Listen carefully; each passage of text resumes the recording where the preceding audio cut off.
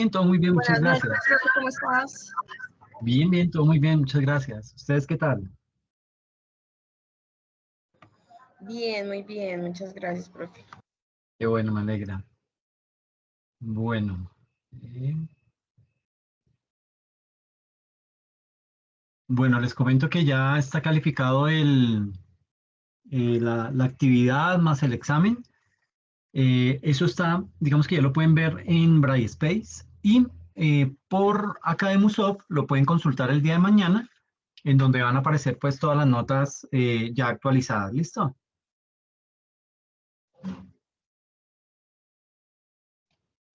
Bueno, señor.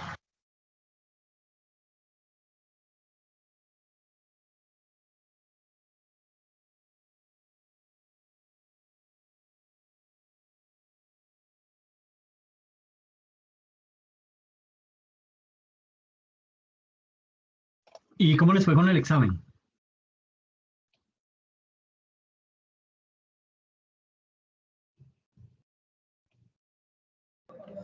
Profe, pues, no sé qué decirte.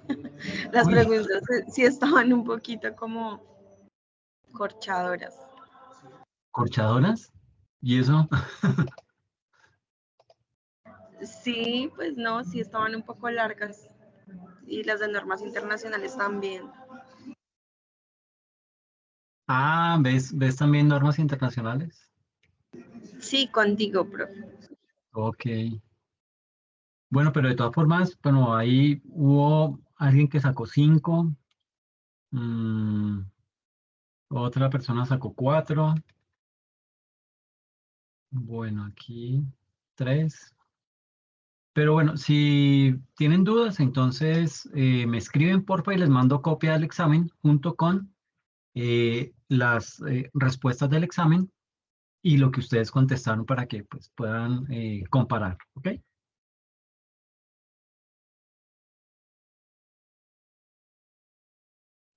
Listo, profe, sí, señor. Bueno, entonces vamos a empezar. Voy a compartir pantalla. Permítame.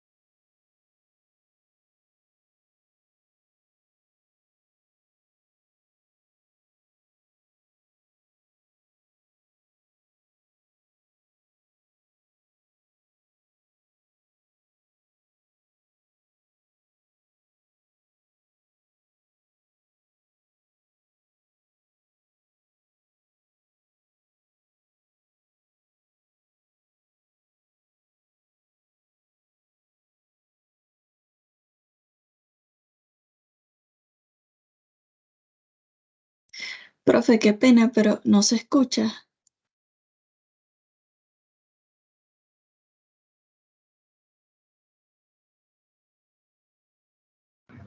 Yo creo que el profe no ha hablado, ¿sí? Yo tampoco he escuchado nada.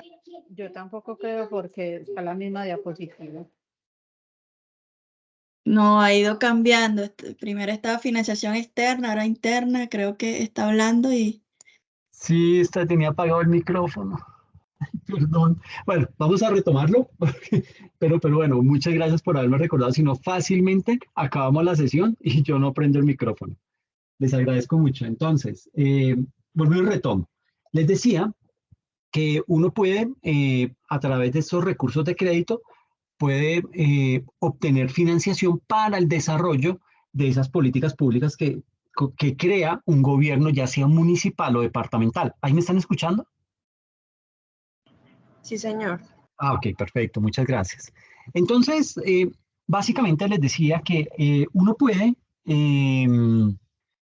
digamos que elegir a un gobernante, una persona sin mucha capacidad intelectual, una persona sin mucho estudio. ¿Qué hace? Elige al candidato porque lo conoció, porque es que estudió con él, así sea un pícaro. Ah, no, es que él era buena gente, o empieza a buscar otro tipo de características que pues para esa persona son válidas, pero para el resto no, porque ustedes y yo buscamos candidatos que cumplan una serie de características puntuales. Por ejemplo, características como que sea una persona honesta, que sea una persona que conoce de finanzas, que sea una persona que tenga experiencia en el sector público y que sepa administrar recursos. Entonces, bajo esa perspectiva, ¿por qué es importante que tenga ese tipo de experiencia o que tenga ese perfil? Porque cuando usted se inscribe como alcalde o como gobernador, usted debe hacerlo mediante un programa de gobierno. ¿Qué es ese programa de gobierno? Es básicamente aquello a lo que usted se compromete a hacer, es ese plan de trabajo que usted va a hacer a 4 años, en donde dice que va a desarrollar diferentes actividades, como cuáles, las comienza a enumerar y empieza a explicar cómo va a desarrollar cada una de esas actividades. Se supone que uno elige a un gobernante o a un alcalde es básicamente por ese plan de gobierno, ¿ok? Que pues digamos que a simple vista pues uno dice, no, es un tema de elección bastante transparente porque pues uno elige lo que realmente le va a beneficiar a todo el municipio. Pues sucede que eso no pasa siempre. Sucede que con esos planes de gobierno, básicamente el alcalde o el gobernador lo que dice es cómo va a desarrollar diferentes políticas públicas. ¿Qué es una política pública? Es básicamente yo como gobernador o como alcalde detecto, o como candidato, detecto, perdón.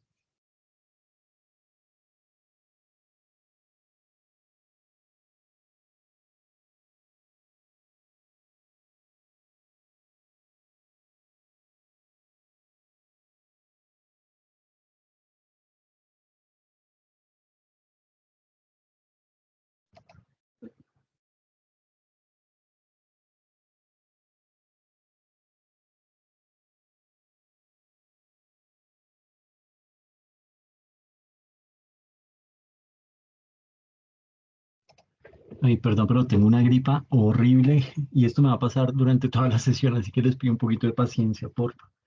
Entonces, básicamente les estaba diciendo que una política pública es básicamente un problema que detecta un candidato o un gobernante. Y bajo esa problemática que detecta o que descubren, pues empiezan a decir, bueno, ¿cómo vamos a atacar ese tipo de situaciones? Por ejemplo, creemos un plan para apoyar a la población LGBTIQ+. Que eso, por ejemplo, acá en Bogotá generó mucho problema.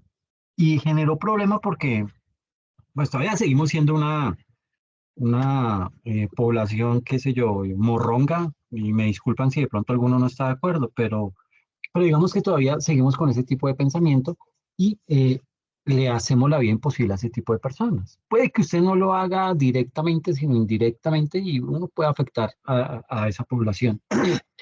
Acá en Bogotá cuando se empezó a implementar esa política pública, se enfocaron en una región específica o en una localidad puntual que es Chapinero, y ahí básicamente casi que habilitaron todo para este tipo de población, una población que sufre mucho, una población que no puede expresarse con total tranquilidad como lo hace usted, como lo hago yo, sino que son personas que realmente sufren y que de una u otra manera pues necesitan su propio espacio para poder salir adelante. Y entonces implementar esa política acá generó muchísimo problema, choque con, con personas un poco más ortodoxas que pues no estaban de acuerdo con el tema y pues es válido, se puede estar de acuerdo o no, pero digamos que el implementar esa política pública fue complicado. Hoy en día, esta es una política pública que ha tenido mucho éxito en el sentido en que es una zona segura para este tipo de personas. Allá, pues ellos, pues básicamente tienen sitios para su esparcimiento, um, digamos que para poderse desarrollar libremente y pues digamos que no entran en conflicto con el resto de personas ni nada de eso, sino que de una u otra manera la ciudad como que ha aprendido a, a llevarse bien con este tipo de población. Y así ha pasado con muchos casos, temas de narcotráfico, violencia intrafamiliar, la violencia a nivel de las mujeres, que hoy está en boca de todo el mundo.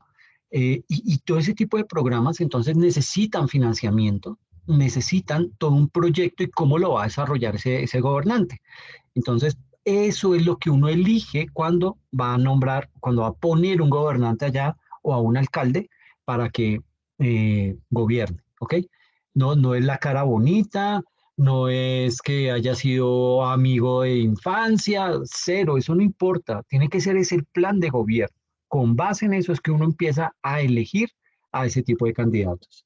Y les decía entonces que básicamente pues con este tema de los recursos del crédito sucede, y lo veíamos en la segunda sesión, que no todo el presupuesto alcanza, ¿sí? No todo lo que se recauda vía impuestos municipales o departamentales, ni las transferencias que le hace el gobierno nacional central, alcanza para desarrollar las actividades que tiene planeado un alcalde o un gobernador. Entonces, ese tipo de situaciones las tiene que solventar endeudándose. Y existe tres mecanismos para endeudarse. El primero de ellos es la financiación externa. Esta financiación externa puede ser digamos que puede ser en cuatro vías. Primero, con la banca multilateral. ¿Saben qué es la banca multilateral?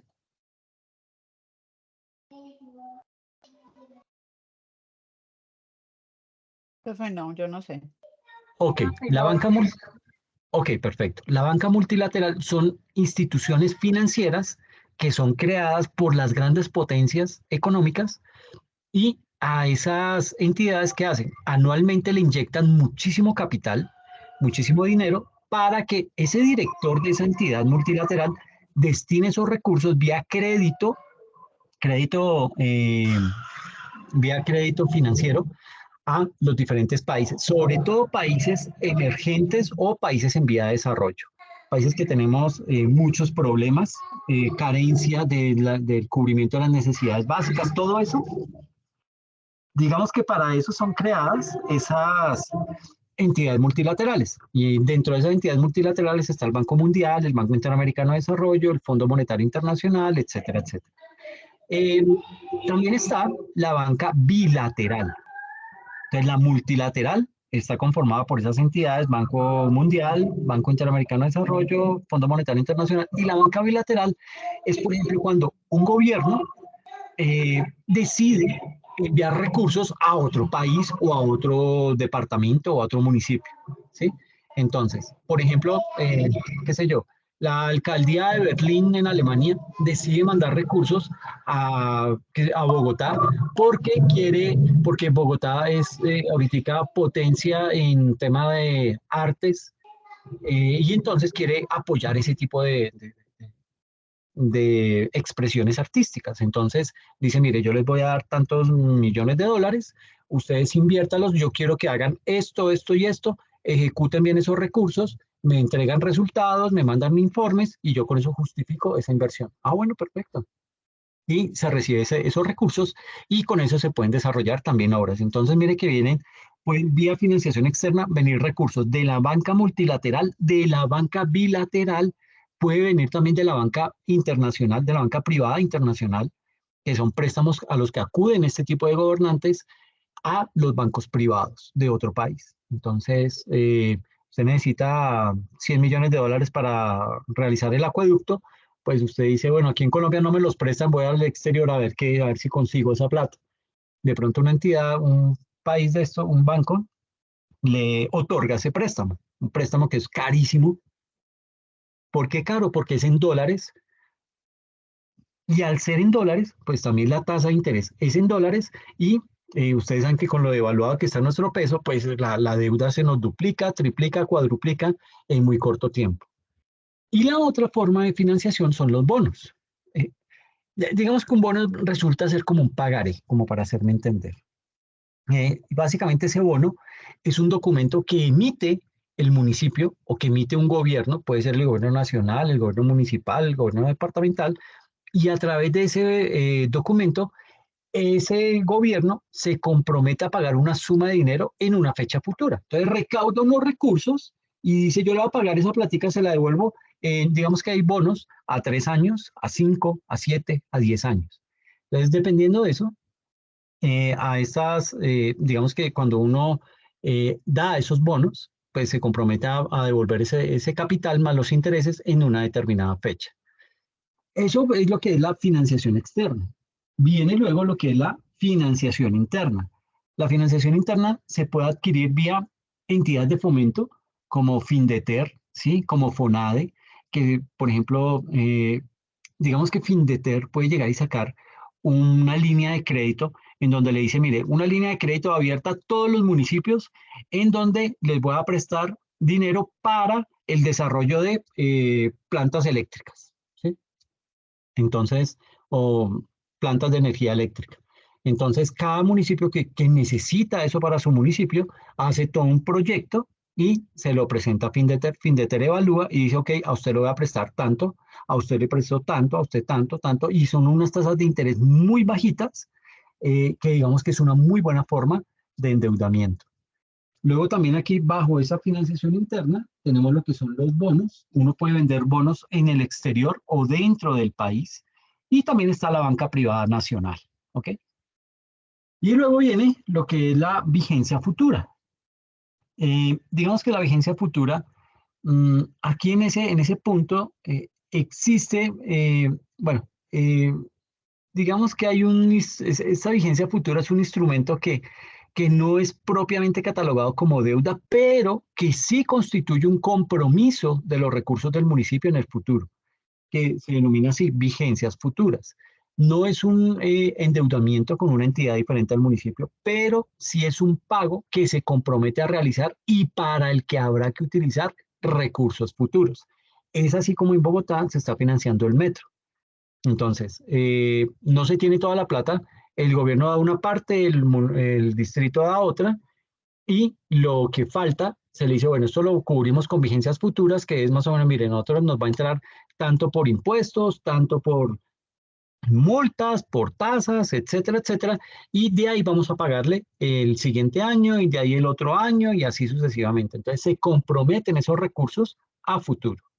Sucede que con la ley 819 del año 2013, la autorización es otorgada de esas vigencias futuras, esa autorización es otorgada por el Consejo Municipal.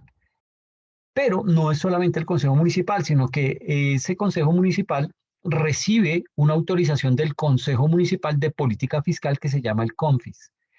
En principio, las vigencias futuras no pueden exceder la duración de la administración municipal, es decir, si yo quiero endeudarme con vigencias futuras, no me podría pasar de mis 4 años de gobierno, ¿sí? Pero como lo vimos en Bogotá, mire que estamos endeudados casi que hasta 12, 15 años a futuro, pero pues digamos que, digamos que la razón de ser de ese tipo de financiamiento es que sea únicamente por el periodo que va a durar ese alcalde, ¿sí? ¿Por qué? Porque pues no es sano que yo entre y endeude al resto de alcaldes y no van a poder ejecutar nada después. ¿Ok? Ahora, si el proyecto en el cual se van a utilizar esas vigencias futuras es un proyecto declarado de importancia estratégica por parte del gobierno, estas podrán abarcar las siguientes administraciones, es decir, más periodos hacia adelante, hacia futuro de otros alcaldes. ¿Ok? Entonces, básicamente esta vigencia futura pues, resulta ser, digamos que un instrumento que es muy utilizado por los municipios para financiar proyectos de mediano y de largo plazo sin tener que aumentar su endeudamiento. Por ejemplo, digamos que la parte de la financiación del proyecto del Metro de Bogotá se hace precisamente con vigencias futuras y eso está hasta cuándo, hasta el año 2041, que son las vigencias futuras que están aprobadas por el Consejo de Bogotá y esa aprobación se hizo por allá en el año 2018. ¿Ok? Entonces, estas son las tres líneas de financiación que tiene un municipio o un departamento. Ahora, también tenemos todo lo que tiene que ver con las regalías, ¿sí? Digamos que esos ingresos que provienen vía regalías son dineros que recibe el Estado, ya no era como antes, que esas regalías se las daba directamente a la empresa que explotaba petróleo, se las daba al alcalde o al gobernador, sino que ya teniendo en cuenta que esos recursos se los robaban literalmente, entonces ahora lo que se hace es que esos recursos los recauda directamente el gobierno nacional central, todo lo que proviene por vía regalías, y el Estado es el que la recibe. eh, bueno, ¿qué es una regalía? Es básicamente una compensación que se le da, en este caso al Estado, por la explotación de los recursos naturales no renovables y no forman parte del presupuesto general de la nación ni del sistema general de participaciones. Eso lo vamos a explicar más adelante, pero básicamente quédense con eso, que son las regalías. No hacen parte del presupuesto general de la nación ni tampoco del sistema general de participación.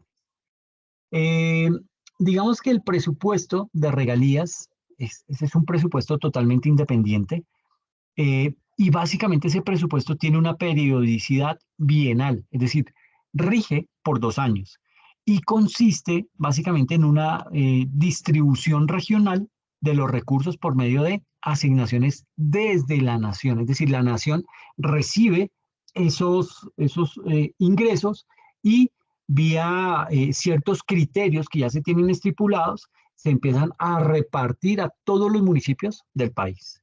Esos recursos que provienen por las regalías se administran a través de las siguientes entidades o de los siguientes fondos. El Fondo de Desarrollo Regional, FDR, el Fondo de Compensación Regional, el Fondo de Ciencia, Tecnología e Innovación, el Fondo de Ahorro Pensional Territorial y el Fondo de Ahorro y Estabilización.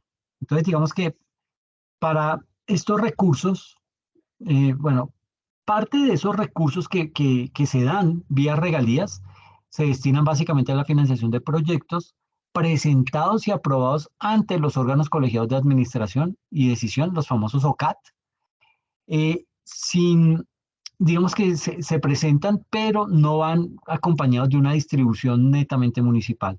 Ahora, hay municipios productores de recursos naturales no renovables, todo lo de los llanos, por ejemplo, con el petróleo, que son productos naturales o recursos naturales no renovables, pero también pueden existir municipios con puertos marítimos y fluviales por los cuales se transportan recursos naturales, ¿sí?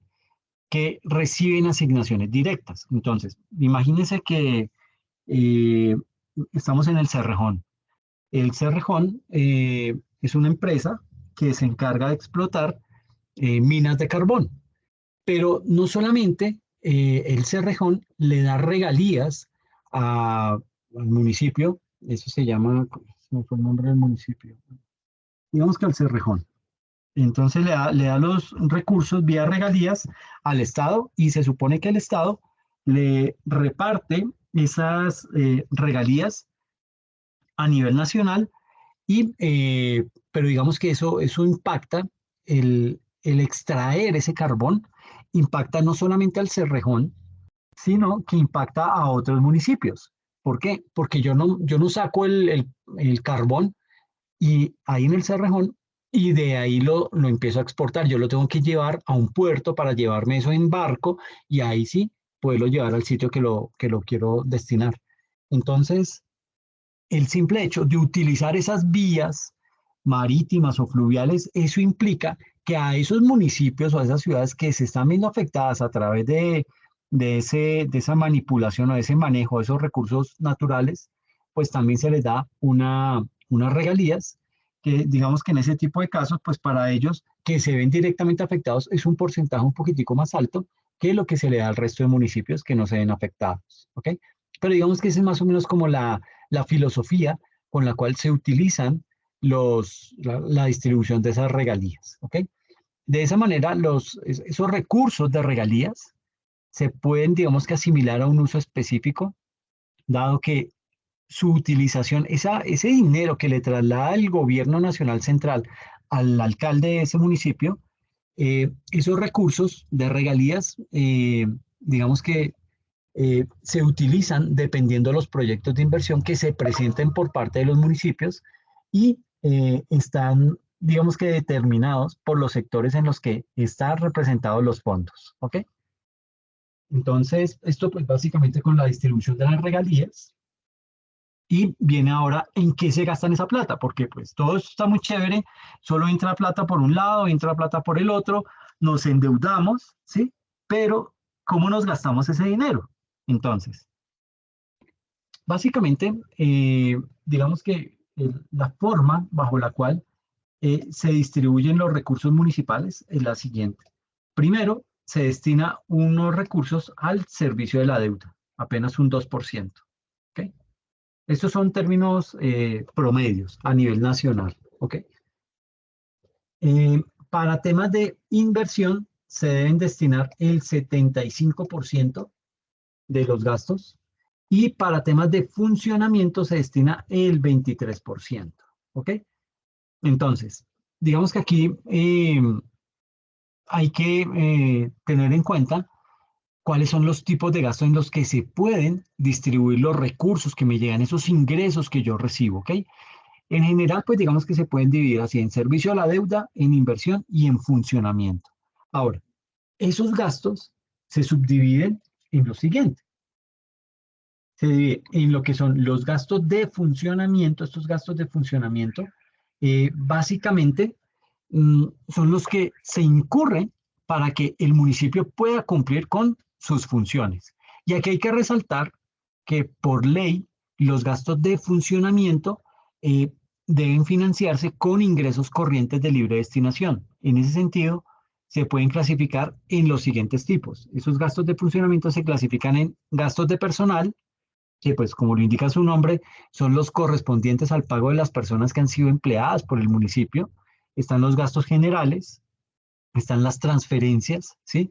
¿Qué es una transferencia? Son esos recursos que se transfieren desde la administración central a otro tipo de entidades para su funcionamiento. En muchas ocasiones, según lo que se dé por mandato legal, se podrían hacer transferencias a entidades no públicas, pero es muy raro que eso pase.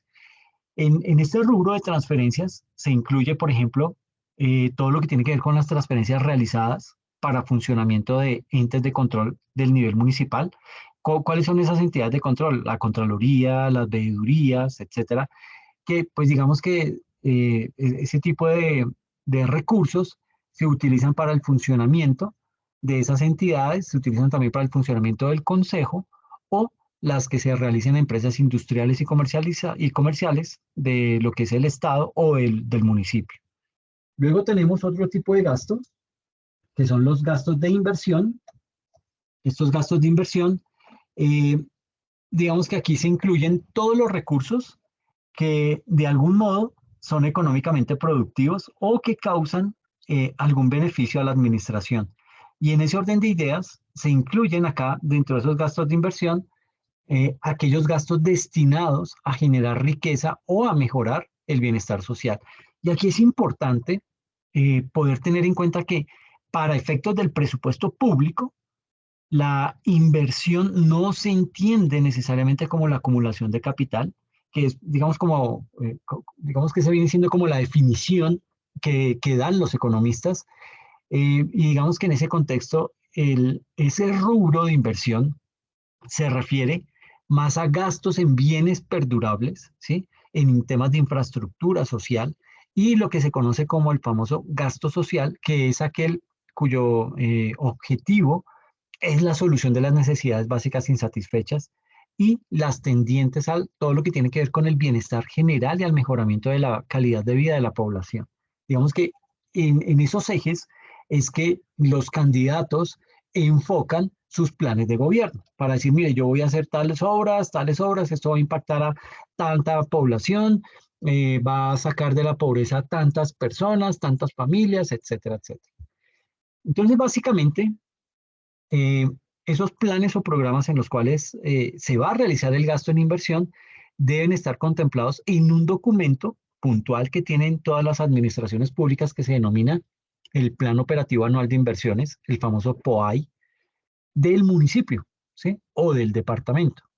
Y se inscriben en el banco de programas y proyectos del respectivo municipio. Entonces, digamos que para esos proyectos se establecen una serie de indicadores de resultado que permiten realizar no sé hasta dónde sea un fácil seguimiento, pero sí permite realizar un seguimiento y un control a los recursos que le fueron destinados a ese gobierno, a ese alcalde. ¿Listo? Y por último, tenemos lo que son los gastos relacionados con el servicio de la deuda. Digamos que este tipo de gastos son mediante los cuales se atiende ese endeudamiento, el nivel de deuda que tiene el departamento o el municipio, porque pues todos hemos escuchado que eh, las deudas hay que pagarlas, ¿sí? Y digamos que aquí pues hay que mirar ese municipio, ese departamento, qué tan endeudado está, ¿sí? Y hay que mirar qué tan endeudado está internamente como externamente, ¿ok?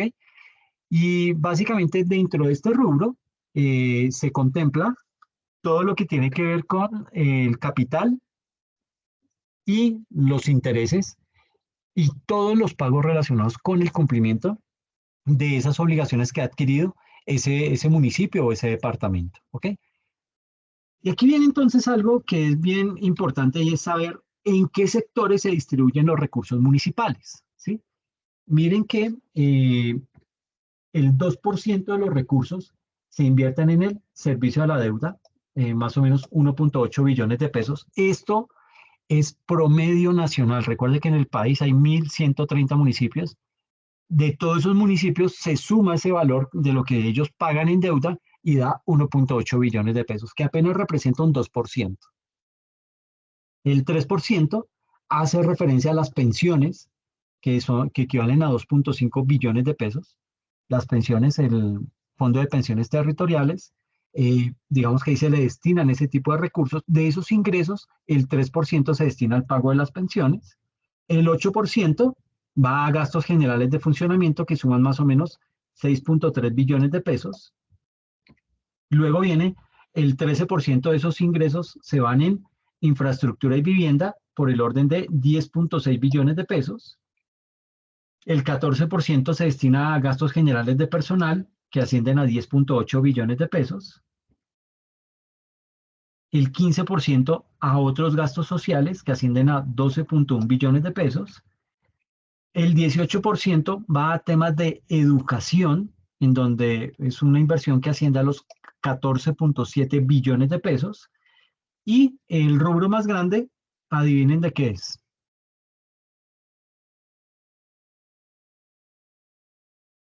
¿Qué rubro creen que nos falta ahí? De las deudas. No, el de las deudas ya fue el primero, el servicio de la deuda.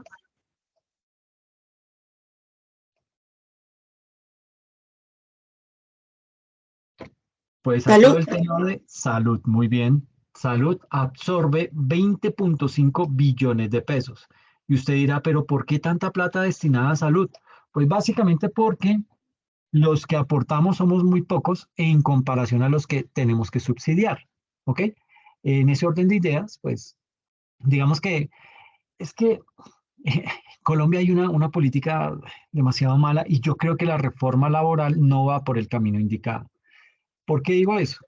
Porque cuando una persona cae en temas de informalidad, pues es un sector que está totalmente desprotegido, ¿sí? No hay ningún tipo de seguridad social, a menos que esa persona decida pagarlo por su cuenta, ¿sí? ¿Qué pasa? Que tal y como lo veíamos en la sesión número 2, más o menos las personas devengan entre asalariados, digamos, entre personas que están en el sector formal y los que están en el sector informal, entre todos reúnen unos ingresos. eh, digamos que si se sumara todos los ingresos y se dividiera por la cantidad de personas que están en capacidad de trabajar, eso da que cada persona recibiría 1.300.000 pesos mensuales. ¿Okay? Pero ahí dentro de ese 1.300.000 no se contempla el tema de salud, pensión, eso no se contempla. Entonces, si usted es independiente y usted quiere cotizar a salud y pensión, pues básicamente esos aportes son muy altos. ¿Por qué? Porque la ley desafortunadamente no se ha dado cuenta que no es lo mismo que usted que está en el sector formal, que paga una parte y la otra parte la paga el empleador, cobrarle el mismo porcentaje a una persona que está en el sector informal. Entonces eso obviamente desestimula. Y pues usted ¿qué hace? Usted dice, pues ok, no tengo salud, la adquiero o tengo el cubrimiento de salud vía Sisbén, que pues no es malo, y la pensión, no, pues que yo nunca me voy a pensionar, entonces no me preocupo por eso. Pero es básicamente porque la persona no encuentra una motivación que le permita acceder a ese tipo de protección social. Entonces, estas personas quedan totalmente desprotegidas y mucho de eso se debe básicamente a que no tienen unas tarifas diferenciales o progresivas de acuerdo a sus ingresos con las que puedan entrar a aportar. Entonces, y la reforma laboral que viene, pues no contempla nada de esto. Yo creo que por ahí pues van a haber problemas, pero pues digamos que son temas que hay que entrar a sopesar. Entonces, mire cómo de todos los ingresos, el 45% se absorbe entre salud y educación. ¿Ok? El otro 55% ya es el tema de deuda, pensiones, gastos generales de funcionamiento, gastos generales de personal, infraestructura y vivienda y otros gastos sociales. ¿Ok? El grueso del presupuesto se va o se destina a temas de salud y de educación. Que si eso está bueno, que si eso está mal, habría que entrar a mirarlo, ¿sí?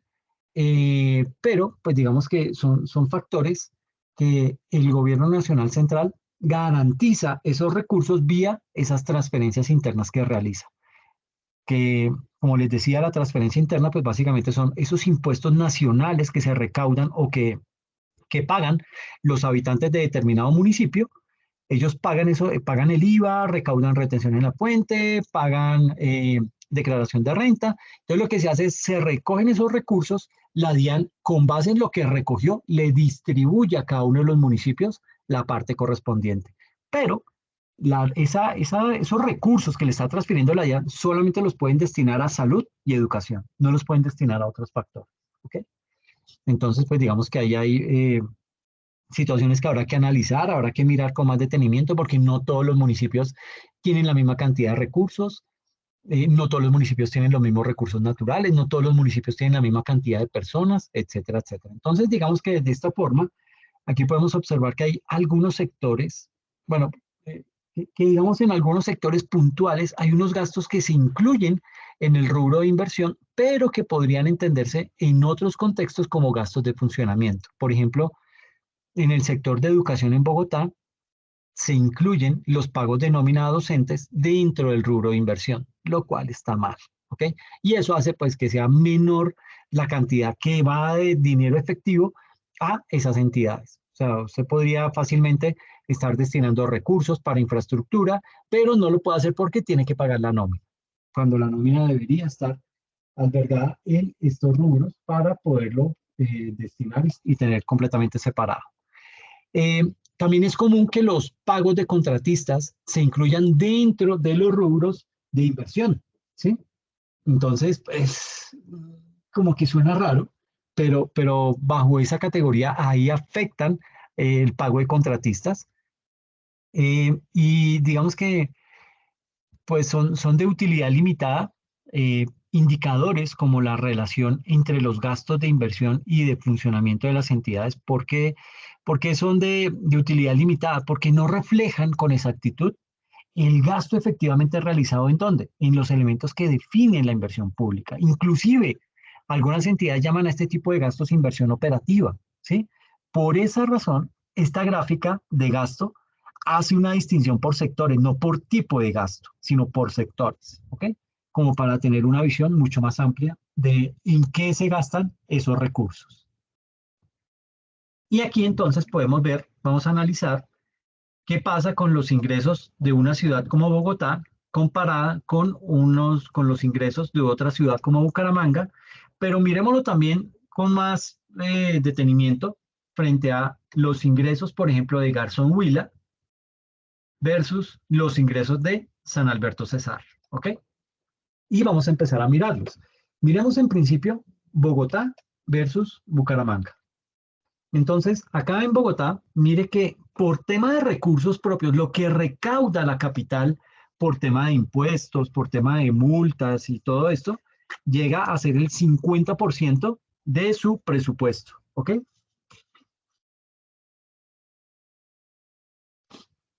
Entonces, 50% que provienen vía recursos propios, el otro 30% proviene de recursos de capital, ¿sí?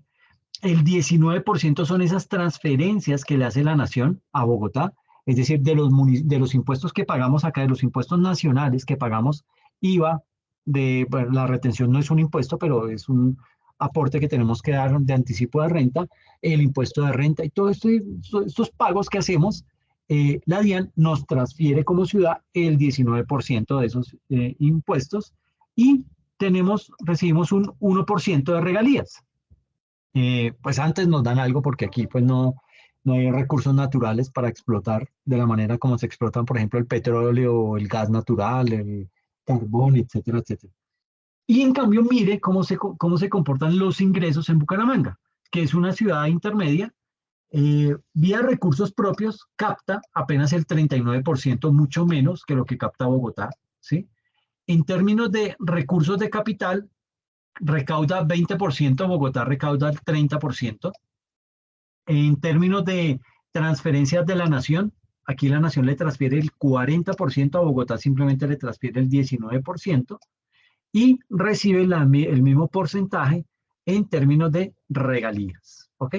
Eso de distribución a nivel de ciudades, la ciudad capital versus una ciudad intermedia, en donde pues básicamente se nota que la cantidad de recursos propios son mucho menores, teniendo en cuenta que de pronto la población es menor, teniendo en cuenta que de pronto no hay muy buenas políticas de recaudo, que hay mucha evasión, etcétera, etcétera. Habrá que mirar con detenimiento a qué se debe ese bajo recaudo.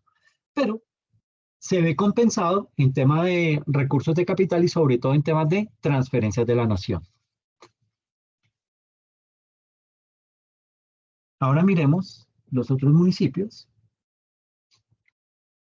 ¿Cómo se comporta entonces los recursos propios en Garzón y en San Alberto? Mire que en Garzón, por recursos propios, apenas recaudan el 15% de sus ingresos. En San Alberto el 36%, lo duplica, ¿sí? Posiblemente hay una mayor cultura de pago tributario en San Alberto Cesar que en Garzón, o posiblemente en San Alberto hay mayor cantidad de fábricas que pagan unos mayores impuestos y eso redunda en que recaude más impuestos San Alberto Cesar que el mismo Garzón. Por ende, por tener unos recaudos tan bajitos, lo que pasa es que le toca aumentar el tema de recursos de capital que llega a un 23%, mientras que en San Alberto solamente cubre un 4% esos recursos de capital. Transferencias de la nación, para San Alberto es el 54%, para Garzón Huila es el 58%, términos casi que muy similares, la diferencia es muy poca, y en términos de regalías, mire que a Garzón le llega un 4%, diferente a lo que le llega a Bogotá, y lo que le llega a Bucaramanga y lo que le llega a Bogotá, y en San Alberto reciben un 6% de regalías. Entonces, digamos que esa es la distribución de la torta dependiendo la ciudad, dependiendo qué cantidad de recursos naturales tiene, dependiendo cómo es el comportamiento de pago de impuestos por parte de la ciudadanía, qué tan buenas y sólidas son las políticas que tiene implementadas un gobernante para recaudar los impuestos, etcétera, etcétera. Entonces, mire que son muchos aspectos los que hay que tener en cuenta para poder realizar todo el tema de eh, ingresos que percibe un municipio. Pero así como hay ingresos, ahora miremos qué pasa con los gastos. Entonces, cuando uno mira, por ejemplo, los gastos otra vez de Bucaramanga versus los de Bogotá, encontramos que, por ejemplo, en Bogotá, en el rubro de otros gastos, se asume el 29% de esos ingresos. En Bucaramanga, esos otros ascienden al 24%, muy similar. En tema de educación, para Bucaramanga se destina el 31% del presupuesto, para Bogotá el 22%. En tema de otros gastos sociales, el 19% para Bogotá, el 21% para Bucaramanga, el 12% que es temas de salud en Bogotá, se va,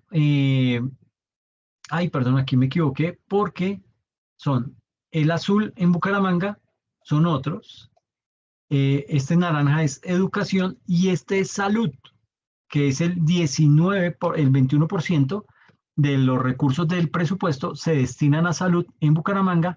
En Bogotá se destina apenas el 12%. El 19% de acá se destina para otros gastos sociales. ¿Ok? En tema de gastos generales de personal se destina un 9%, ¿sí? En Bucaramanga se destina un 10% en gastos de funcionamiento y un 7% en tema de servicios públicos y un 7% en tema de gastos generales de personal. Y en Bogotá se invierte en tema de infraestructura y vivienda un 9%. ¿Ok? Entonces, digamos que esa es la manera, pero todo esto depende de la cantidad de personas que habitan en esa ciudad, la buena cultura tributaria que se tenga, qué tan fácil es recaudar recursos. Por ejemplo, acá en Bogotá, muchas de las obras se financian vía contribución. Entonces, hacen una obra, dicen, bueno, vamos a hacer tal obra, esa obra tiene un impacto de 1 millón de habitantes y a los que están más cerca al desarrollo de esa obra le cobran un impuesto mayor que a los que viven un poquito más lejos, pero básicamente todos tenemos que aportar vía esas famosas contribuciones. ¿Ok? En San Alberto Cesar, mire que el mayor rubro se invierte en temas de salud, el 46%. En Garzón Huila, el 62% es en temas de salud. Otros gastos son el 19% en San Alberto, en Huila, en Garzón Huila, el 16%. El 11% se destina al servicio de la deuda, o sea, las deudas que tienen que deben pagar. En Garzón Huila se destina el 7% a temas de gastos generales de personal, el 9% se destina a gastos generales de personal. En Garzón Huila, básicamente el 6% se destina a otros gastos sociales, ¿sí? Acá en San Alberto Cesar, el 8% se destina a gastos generales de funcionamiento y el 7% en temas de educación. En San Alberto es el 5% en temas de vivienda y el 4% en temas de educación. O sea, muy bajito este tema. Debe ser que hay poquitos niños, debe ser que no hay mucha población. Digamos que eso podría llegar a afectar, pero digamos que difiere en gran medida de lo que pasa en San Alberto Cesar con los diferentes rubros en los cuales se deben gastar esos recursos. ¿Ok? ¿Claros hasta ahí?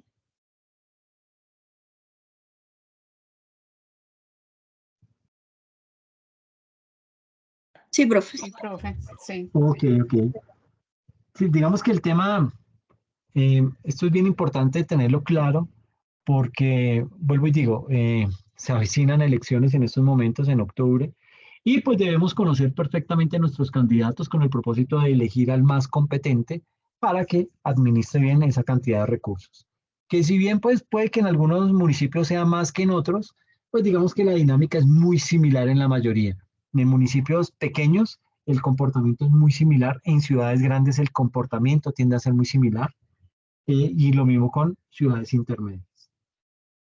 Ahora, ¿cómo se hace el presupuesto de los municipios? Pues básicamente, digamos que el presupuesto de los municipios, en principio, esos presupuestos se rigen en primera instancia por la Constitución Política de Colombia, específicamente en su artículo 345 y 353, que corresponden a lo que son las normas en materia de presupuesto público. Es decir, esto emana directamente de la Constitución. ¿Listo? Ahora bien, se ha venido perfeccionando con el paso del tiempo y para eso, para llegar a ese perfeccionamiento se normatiza con base en leyes. Y surge la Ley 38 del año 89, que pues básicamente se conoce como esa Ley Orgánica de Presupuesto, y esa ley contiene todo lo que es el Estatuto Orgánico del Presupuesto General de la Nación, que pues básicamente compila todas las normas básicas que se necesitan para poder realizar un presupuesto en un departamento o en un municipio. ¿Ok? Luego viene lo que es la Ley 136 del año 94. Esa ley habla acerca de lo que es el régimen municipal, que es básicamente por la cual se dictaron normas tendientes a modernizar la organización y el funcionamiento de los municipios. Luego viene la Ley 179 del 94, que es la Ley Orgánica de Presupuesto, que modifica algunas partes de la Ley 38 del 89, de esta ley. Y luego viene la Ley 152 del año 94, que es también una ley orgánica de planeación, que es básicamente esta ley 152 es la que establece los principios y las normas para la realización de ¿qué? De los planes de desarrollo, ¿ok? Que es bien importante tener claro. Luego viene lo que es la ley 225 del año 95, que es esa ley orgánica de presupuesto que dispone otras modificaciones al Estatuto Orgánico de Presupuesto. Luego viene el decreto 111 de 1996, que también es un Estatuto Orgánico de Presupuesto, y mediante este decreto se compilan todo lo que son las leyes 38 que estamos viendo acá.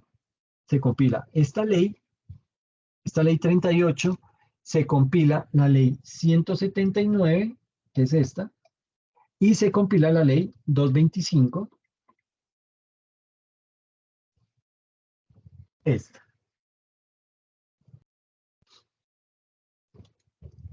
ley. Entonces, en este decreto 111 del 96 se compilan esas leyes, ¿sí? Y digamos que ya solamente hay que mirar este decreto 111 del año 96. Luego, se creó lo que fue la ley 617 del 2000, que es básicamente una ley la denominaron ley de saneamiento fiscal y financiero, en donde se establecen una serie de normas o de parámetros para poder fortalecer la descentralización y para lo que es la racionalización del gasto público. Viene luego lo que es la ley 715 del año 2001. Esa ley habla específicamente de lo que es el Sistema General de Participaciones y contiene las normas que rigen ese Sistema General de Participaciones. Luego viene la Ley 819 del año 2003.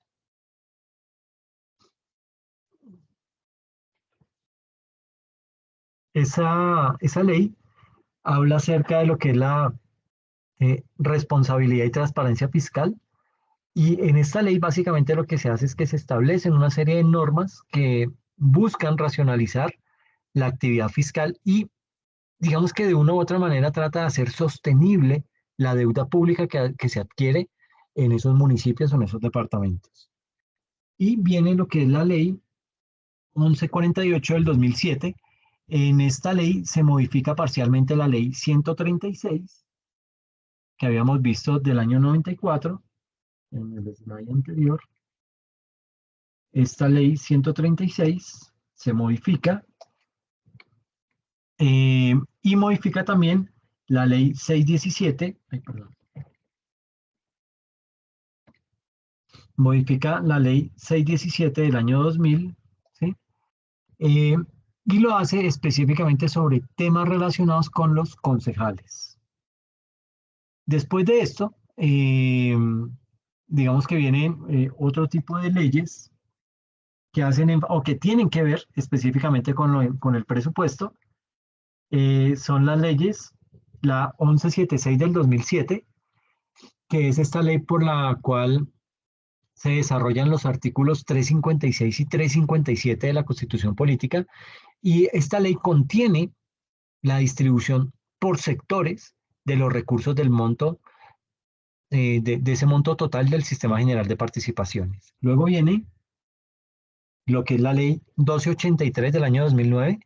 Por medio de esta ley lo que se hace es que se modifica y, bueno, no solamente se modifican, sino que también se adicionan una serie de artículos y todo eso, pues básicamente son artículos que están relacionados con todo el tema de las regalías.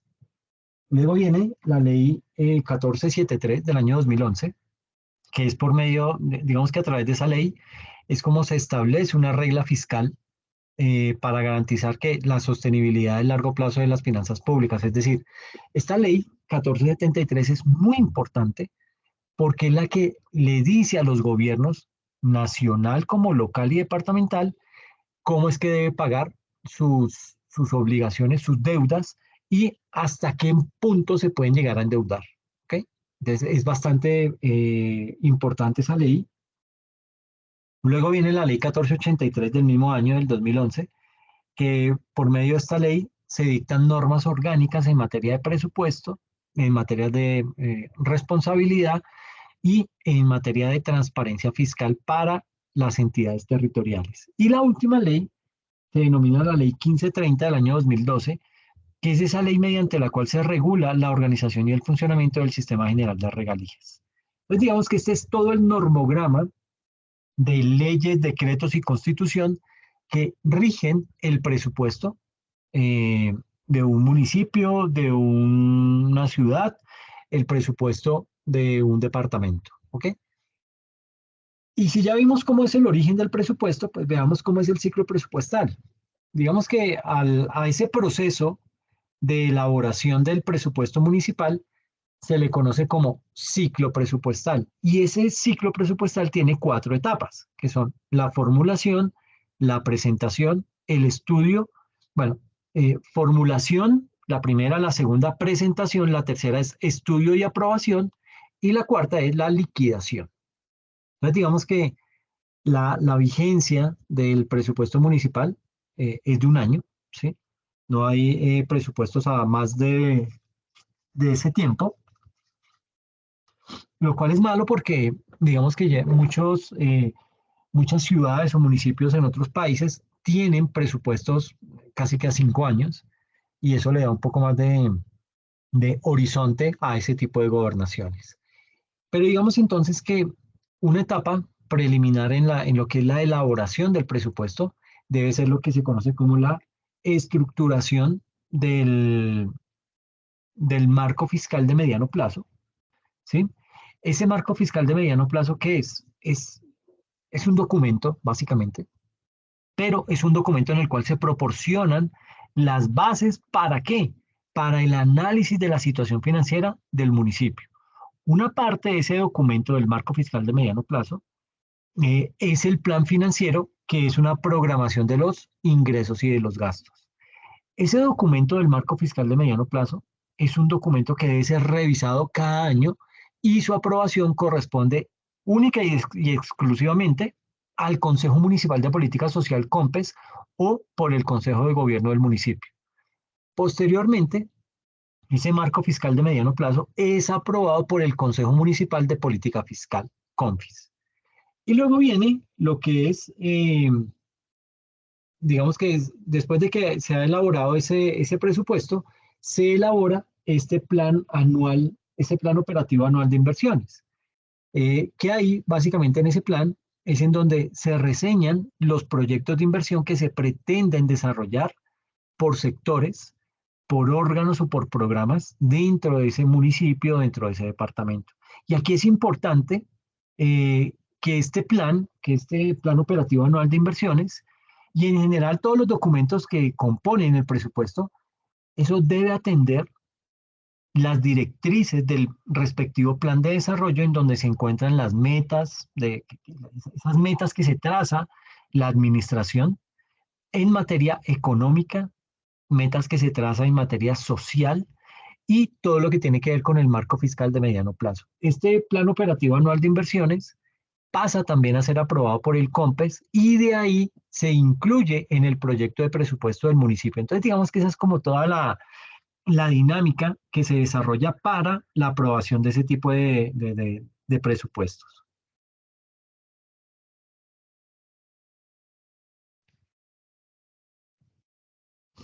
Y con esto terminamos esta sesión. Básicamente acá lo que tenemos es el ciclo de elaboración de esos presupuestos. Entonces el primero es la formulación, que básicamente es en esta etapa se debe elaborar el proyecto de presupuesto teniendo en cuenta las normas en materia presupuestal del municipio, su plan de desarrollo, que es formulado al iniciar cada periodo de mandato, por el plan operativo anual de inversión y el marco fiscal de mediano plazo de ese municipio. Luego de la formulación viene lo que es la presentación. Entonces, el proyecto del presupuesto se presenta en forma de acuerdo municipal al Consejo Municipal. ¿Para qué? Para que lo discutan, para que digan si están de acuerdo con las cifras, si ese presupuesto implica la creación de nuevos impuestos, entonces pues ahí se discutirá si eso es sano o no es sano, etcétera, etcétera. Luego de la formulación y la presentación viene lo que es el estudio y la aprobación. Entonces, ese estudio y aprobación lo hace el respectivo órgano legislativo del municipio que estudia y aprueba ese proyecto. En caso de no darse esa aprobación, digamos que existe la posibilidad de que sea adoptado vía decreto municipal, pues es muy raro que en un municipio lo hagan de esta manera, ¿sí? Por lo general ese presupuesto es acordado entre todas las autoridades, pero digamos que se tiene una válvula de escape en donde si de pronto no es aprobado por el Consejo Municipal, pues lo puede llegar a aprobar vía decreto el alcalde o el gobernador. ¿Listo? Y luego viene lo que es la liquidación, y es cuando se tiene la aprobación del presupuesto, se sanciona el acuerdo municipal por parte del Consejo y posteriormente se expide un decreto de liquidación que contiene el presupuesto detallado, cómo me voy a gastar esa plata. ¿Ok? Eso es básicamente esta parte del presupuesto. Bueno, aquí falta decir que el proyecto de presupuesto, ese proyecto es elaborado ¿por quién? Por la alcaldía y por la Secretaría de Hacienda del municipio. Y terminado ese proceso de elaboración, se entra a realizar lo que es la ejecución, que implica actividades como la gestión del recaudo, la contratación de los bienes y servicios que están contemplados, etcétera, etcétera. Dejémoslo ahí.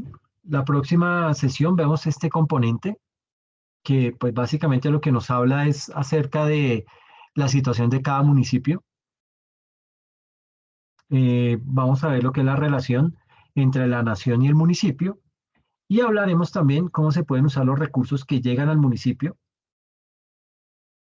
y luego hablaremos de entidades de control en los diferentes municipios. Entonces, dejémoslo hasta ahí en esta sesión. No sé si de pronto tienen alguna inquietud al respecto.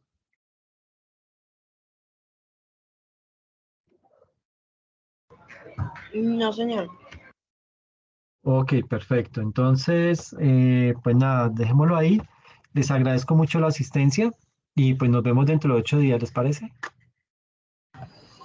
Sí, profe, feliz noche. Profe, Muchas muchas gracias. gracias. Feliz noche. Cuídense Listo, mucho. profesor, Gracias, muchas gracias. Feliz profe. noche. Gracias, que estén bien.